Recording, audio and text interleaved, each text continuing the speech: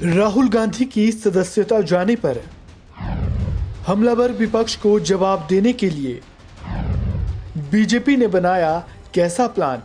पिछले दिनों वो हमसे तो लड़ नहीं पाते थे, टकरा नहीं पाते थे, तो वो आपस में ही लड़ने झगड़ने में बिजी थे। हेलो, आप सभी माननीय सदस्यों से रिक्वेस्ट है कि जहां तक आप लोग आ गए हो वहां पर धारा 144 लागू है। राहुल गांधी की लोकसभा सदस्यता रद्द किए जाने के बाद कांग्रेस और बीजेपी आमने सामने हैं। कांग्रेस इसे गंभीर राजनीतिक मुद्दा बताकर जनता के बीच जाकर विरोध प्रदर्शन करने का प्लान बना रही है। वहीं बीजेपी ने भी कांग्रेस के मंसूबों पर पानी फेरने के लिए एक खास प्लान के तहत काम करना शुरू कर दिया है, जिसके चलते ऐसा लग रहा है कि कांग्रेस एक बार फिर इस मौके को भुना नहीं पाएगी। कांग्रेस ने जहां इसे लेकर बीजेपी सरकार पर लोकतंत्र की हत्या करने का आरोप लगाया है, वहीं बीजेपी ने मानहानि मामले में राहुल गांधी को गुजरात के एक कोर्ट से मिली सजा के बाद कांग्रेस पर ओबीसी समाज का अपमान करने का आरोप लगाया है। इसी कड़ी में संसदीय कार्य मंत्री और बीजेपी नेता प्रहलाद जोशी ने शुक्रवार यानी 24 मार्च को कुछ प्रमुख ओबीसी नेताओं के साथ बैठक कर मामले को जोर शोर से उठाने का निर्देश दिया। बैठक में करीब 15 सांसद शामिल हुए थे। संसदीय कार्य मंत्री की ओर से उन सांसदों को निर्देश दिया गया कि ओबीसी समुदाय के अपमान के मुद्दे को मीडिया के माध्यम से जोर शोर से उठाया जाए। ऐसी स्थिति में कांग्रेस विक्टिम कार्ड भी नहीं खेल पाएगी। वहीं बीजेपी नेताओं की ओर से भी इसे लेकर बयान दिए जा रहे हैं। एक और उत्तर प्रदेश के मुख्यमंत्री योगी आदित्यनाथ ने शुक्रवार को वाराणसी में एक जनसभा के दौरान इस मुद्दे पर कांग्रेस पर जमकर निशाना साधा। वहीं दूसरी ओर बीजेपी नेता धर्मेंद्र प्रधान ने प्रेस कॉन्फ्रेंस कर इस मुद्दे पर कांग्रेस को घेरने की कोशिश की। आज मैं आप सबके माध्यम से कहना चाहूंगा, एक तरफ जाति के नाम पर उस जातीय वैमनस्यता को अपने जीवन का हिस्सा बनाने वाली कांग्रेस है, जिन्होंने सदैव समाज को विभाजित किया है, अलग अलग खेमों में बांटने का कार्य किया है।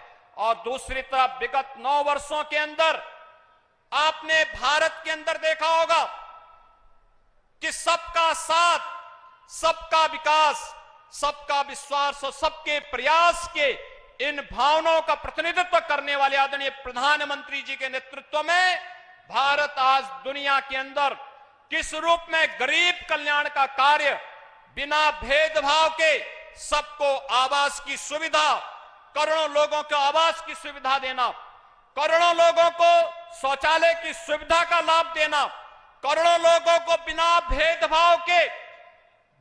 भेदभाव के उज्ज्वला योजना में रसोई गैस का कनेक्शन देना, करोड़ों लोगों के घरों में बिजली के कनेक्शन उपलब्ध करवाने का कार्य करना और करोड़ों लोगों के जीवन की वे सभी आवश्यकताओं की पूर्ति के लिए, चाहे वह आयुष्मान भारत की योजना हो या फिर विकास की उन सभी बुनियादी सुविधाओं का लाभ बिना भेदभाव के प्रत्येक नागरिक तक पहुंचाने का एक कार्यक्रम।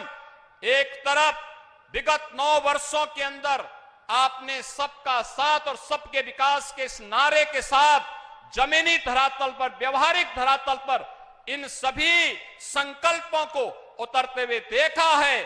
और दूसरी तरफ वे लोग हैं जो इस देश के अंदर एक गरीब के बेटे को जब देश के सर्वोच्च पद पर जाने का अवसर प्राप्त होता है, इनको फूटी आंखों भी यह सब दिखाई, ये सब अच्छा नहीं लगता है। एक सार्वजनिक सभा में देश की आदरणीय प्रधानमंत्री जी को जातिवाचक शब्द लेके गाली देना, अपशब्द कहना, अशोचनीय व्यवहार करना, इसी आरोप पे जब कोई पिछड़े वर्ग की भाई की मन में इसके कारण प्रतिक्रिया हुई, उन्होंने अपने अधिकार को जाहिर करते हुए न्यायपालिका की दरवाजा खटखटाया, भारत की आईपीसी के तहत संरक्षण मांगा। जब बीजेपी नेताओं की ओर से इस तरह के बयान आने लगे तो इस पर कांग्रेस ने भी पलटवार किया। कांग्रेस अध्यक्ष मल्लिकार्जुन खड़गे ने इस पर कहा कि बीजेपी मुख्य मुद्दे को दरकिनार करने के लिए ऐसा कर रही है। उन्होंने कहा कि कांग्रेस हमेशा ओबीसी, एससी, एसटी, पिछड़े वर्ग और अल्पसंख्यकों के साथ खड़ी रही है और उनके लिए लड़ी है। बहरहाल एक बार फिर से देश की राजनीति में आरोप प्रत्यारोप का दौर शुरू हो चुका है। कांग्रेस और बीजेपी एक बार फिर आमने सामने हैं। अब देखना यह है कि क्या कांग्रेस का विक्टिम कार्ड काम आता है या फिर बीजेपी का ओबीसी कार्ड। इस खबर में फिलहाल इतना ही। ताज़ा अपडेट के लिए बने रहें वन इंडिया हिंदी के साथ।